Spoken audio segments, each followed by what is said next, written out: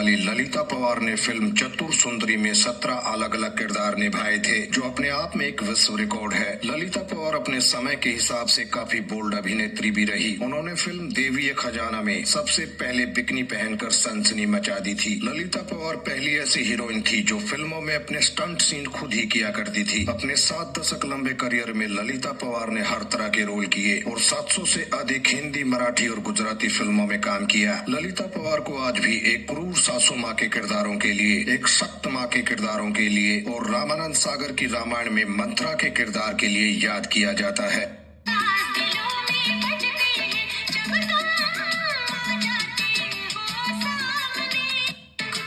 लंबा करियर ललिता पवार का रहा, इसके लिए इनका नाम गिनीज बुक में दर्ज है। इन्होंने भी करीब 70 वर्ष फिल्मों को दे दिए।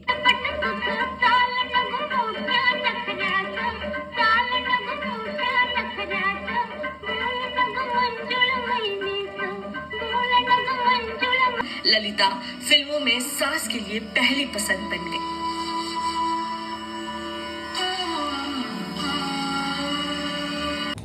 हाय friend, welcome to daily blog Ubharta Bharat channel. मैं हूं आपकी होस्ट रूबी ठाकुर। दोस्तों, आप मेरे चैनल को लाइक, सब्सक्राइब और शेयर करें। आपके सपोर्ट से ही मेरा चैनल ग्रो हो सकता है। तो दोस्तों, आज मैं आपके लिए ऐसा टॉपिक लेके आ रही हूं जो कि बेहद इंटरेस्टिंग है। तो जो बॉलीवुड की बेहद इंटरेस्टिंग किरदार निभा चुकी है, उनके लिए उनको मैं ट्रिब्यूट दे रही हूं इस अपने वीडियो के जरिए। तो वो बॉलीवुड की सास, बॉलीवुड की एक हस्ती।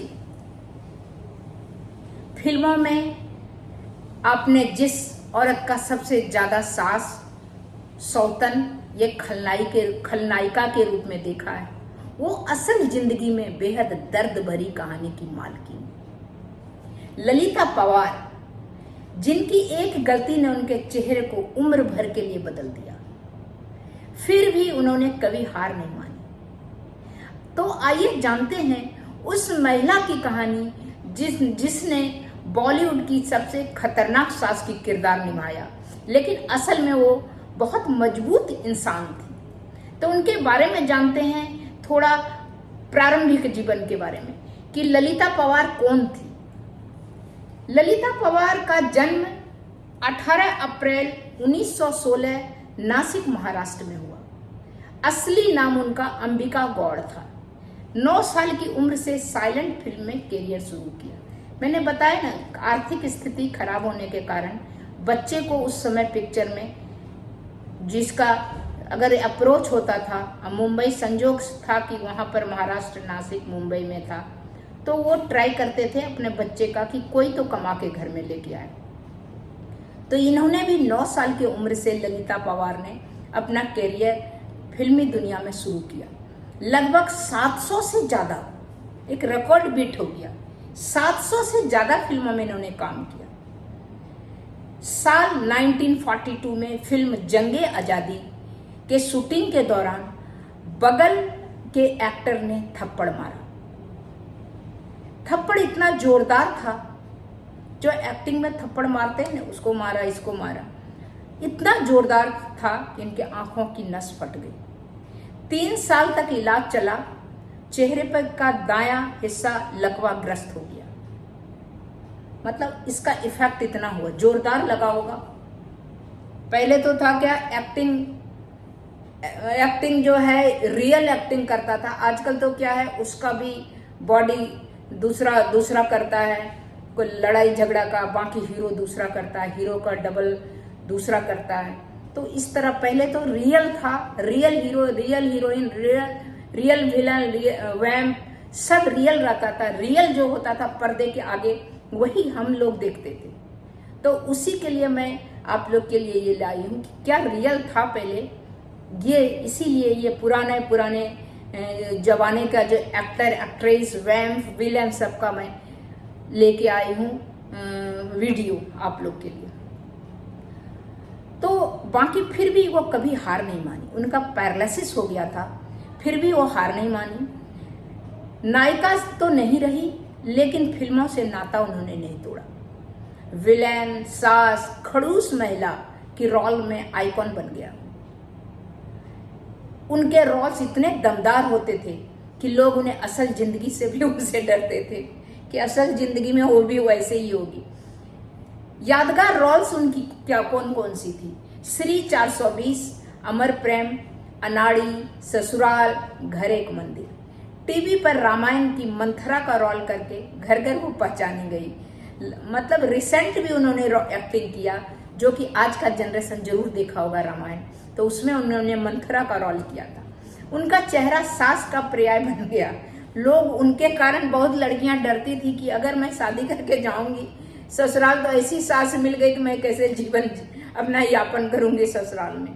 तो ऐसा मुश्किल हो गया कि सास के नाम को बहुत बदनामी भी हुआ उनके इस किरदार से। असली जिंदगी में कैसी थी? बहुत सादी, अनुशासन में रहने वाली, धार्मिक महिलाएं। उनके पति ने उन्हें छोड़ दिया, फिर भी उन्होंने खुद को संभाला। एक सच्ची फाइटर थी जिसने हर चुनौती का सामना किया। इसके बाद उन्होंने अपना अच्छा जिंदगी उन्होंने जिया, अपना फिल्मों में किया, इसमें रामायण में भी, टीवी में भी किया। मतलब हर समय वो एक्टिव रही। इतना बड़ा सदमा के बाद, पैरालिसिस के बाद आदमी का टूट जाता है, लेकिन वो टूटने वाली महिला नहीं थी, मजबूत थी। उससे हम लोग को जो ये मिलता है प्रेरणा कि हम लोग को कुछ भी मुसीबत आए, हर किसी के लाइफ अप एंड डाउन्स होते रहता है। जिंदगी एक जैसा नहीं चलता है, जिंदगी में कुछ आपके अप एंड डाउन्स होते हैं। बहुत अच्छा खुशहाल चलते रहता है, सडनली आपके लाइफ में इतना सारा प्रॉब्लम आ जाता है कि बहुत आदमी टूट जाता है। बहुत आदमी अगर उससे उबर जाता है तो फिर जिंदगी बहुत अच्छा स्मूथ होता है। इसलिए इनसे ये प्रेरणा लेना चाहिए कि मुसीबत भी हो तो कभी हार नहीं मानना चाहिए। मुसीबत से लड़िए और उससे बाहर निकलिए। तो ये हमारा जो है प्रेरणा, जो हमारे पुराने पूर्वज थे, जो हमारे पुराने एक्टर एक्ट्रेस थे, जिन्होंने रियल जिंदगी में भी उन्होंने बहुत संघर्ष को झेला है और संघर्ष झेल के वो ऊपर उठी है। तो ये हमारे लिए प्रेरणादायक महिला थी। लेकिन आज भी हम फिल्मों में सास की बात होती है तो ललिता पवार का नाम पहले आता है। 24 फरवरी 1998 में उनका निधन हो गया। आखिरी समय में भी वो एक्टिंग करना चाहती थी, उनका यह जज्बा था। ललिता पवार की कहानी हमें ये सिखाती है कि अगर हिम्मत हो तो हादसा हमें तोड़ नहीं सकती। अगर हिम्मत हो तो हादसा तोड़ नहीं सकती है। लेकिन उन्हें फिल्में जरूर देखा होगा, लेकिन अब जब भी देखिएगा तो उनके संघर्ष को जरूर याद रखिएगा। वीडियो अच्छा लगा तो लाइक, सब्सक्राइब करना ना भूलिएगा। तब तक इतना ही, फिर मिलती हूँ अगले कुछ न्यू इंटरेस्टिंग टॉपिक या इंटरेस्टिंग हस्ती के साथ। तब तक के लिए नमस्कार।